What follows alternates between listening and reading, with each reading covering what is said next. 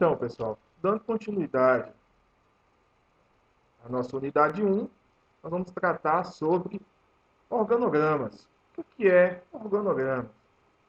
Tem o objetivo de apresentar a divisão do trabalho, as pessoas envolvidas e os departamentos da organização. Então, a gente pode perceber, através do organograma, os cargos. Quais os cargos que as pessoas ocupam? Quais, quais são os subordinados das pessoas nesses cargos? Podemos perceber também como que funciona a realização das atividades, quais as responsabilidades, é, quais os graus que existem de hierarquia. Quem está acima, quem está abaixo, como que funciona a comunicação. Então, eu considero o organograma assim essencial. Essencial para qualquer organização, ainda mais na administração pública. Eu acredito que tem que ser bem definido as responsabilidades de cada um, as autoridades, porque muitas vezes os erros acontecem por não ter pessoas que assumam a responsabilidade de determinadas atividades. Ficam um jogando na mão do outro. E isso nunca dá certo, né? Ninguém vai assumir o problema. Então a gente precisa resolver os problemas através de definir quem é o responsável. Quem é o responsável por cada área, por fazer determinada atividade. E isso é importante em qualquer organização. Então, todos os indivíduos envolvidos reconhecem a sua posição hierárquica e suas responsabilidades, que cada um vai fazer. Então, não tem essa de ficar lá sem saber o que fazer. Por chegar no trabalho e ficar de braços cruzados. Pô, eu não sei o que vou fazer. Se não tiver uma boa definição no organograma, pode ser que as pessoas vão ficar assim. Ninguém me falou para fazer nada, então eu não vou fazer nada. Ou no meu cargo, ou no meu setor hoje, não tem nada para fazer, então eu não vou fazer nada. Não é assim que pode funcionar dentro das organizações, né? Assim, nenhum serviço vai ser bem prestado ou a empresa não vai conseguir alcançar a sua finalidade. Então, o organograma representa a empresa no momento atual. Como que ela está hoje? Qual que é a foto da empresa? Então, eu consigo perceber isso através do organograma. O organograma passa confiabilidade, consistência para a organização, passa também credibilidade com a empresa séria, que preocupa em atender a sua missão, que busca produzir tanto um produto ou um serviço de qualidade. Então, o organograma, gente, tem que ser o mais simples possível e de fácil entendimento. Eu não posso fazer um organograma que ninguém entende. Então, tem que ser pensado que todas as pessoas, não só internas, mas também até as pessoas externas, quem está fora do órgão público, da administração pública, ou até mesmo da empresa privada, precisam conseguir entender a dinâmica da organização. Então, apresenta a hierarquia, as funções, os órgãos que compõem, as atividades de forma genérica. Nada muito detalhado, é uma coisa rápida. Por exemplo, setor de finanças, setor de marketing, setor de recursos humanos. Então, essa divisão. A divisão de como a empresa vai funcionar. Então, apresenta o relacionamento de cada setor da organização. Como que esses setores se comunicam? Como que um setor precisa do outro? Então, a gente consegue perceber isso através do organograma. Então, quais são os tipos de organograma?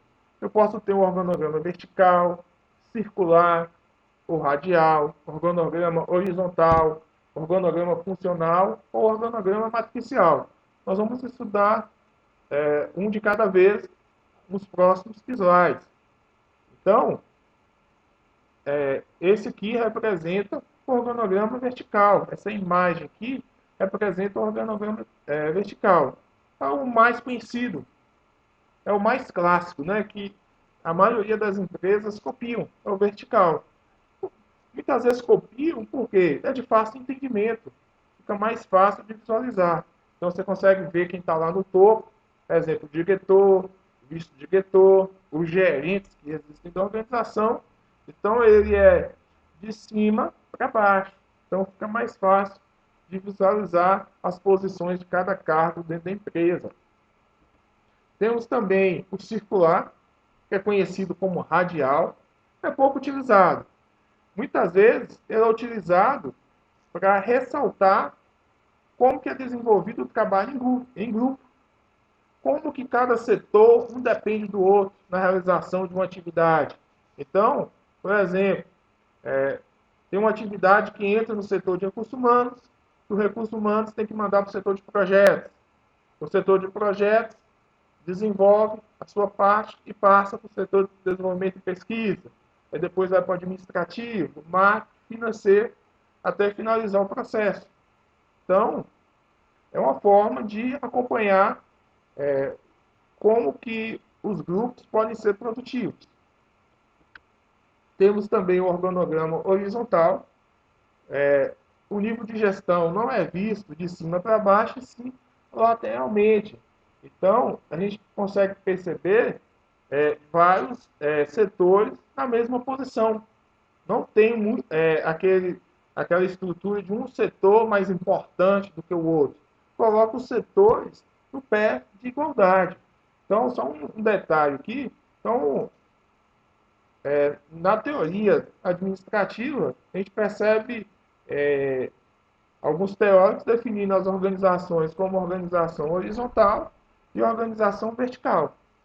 Mas, assim, temos outros tipos de organogramas. Então, temos também o organograma funcional, que pode ver se pode-se ver as funções de cada integrante da organização, representando a relação funcional das atividades. Então, ele é muito utilizado, definindo, por exemplo, ao invés do cargo, o setor. Então, tem o setor administrativo financeiro, setor de recursos humanos, e embaixo dessa gerência administrativa e gerência de recursos humanos, nós temos os setores que estão abaixo. Então, é bem utilizado também o organograma funcional. O organograma matricial proporciona flexibilidade em relação às atividades e às hierarquias definidas. Então, diferentes setores se organizam para a execução de determinado projeto e realizam atividades. E as funções realizam atividades junto com as funções de origem. Então, o organograma matricial é uma tendência atual que as organizações vão ter as funções normais que as outras empresas executam, mas também vai ter essas mesmas pessoas, elas podem ser designadas para a realização de determinado projeto.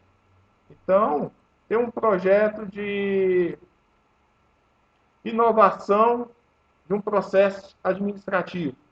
Vou inovar o processo, todo o meu processo administrativo. Então, eu pego funcionários do setor financeiro, do setor de produção, do setor de marketing, do setor de engenharia, para trabalhar no desenvolvimento dessa inovação do processo administrativo. Acabou o projeto, as pessoas voltam para os seus setores.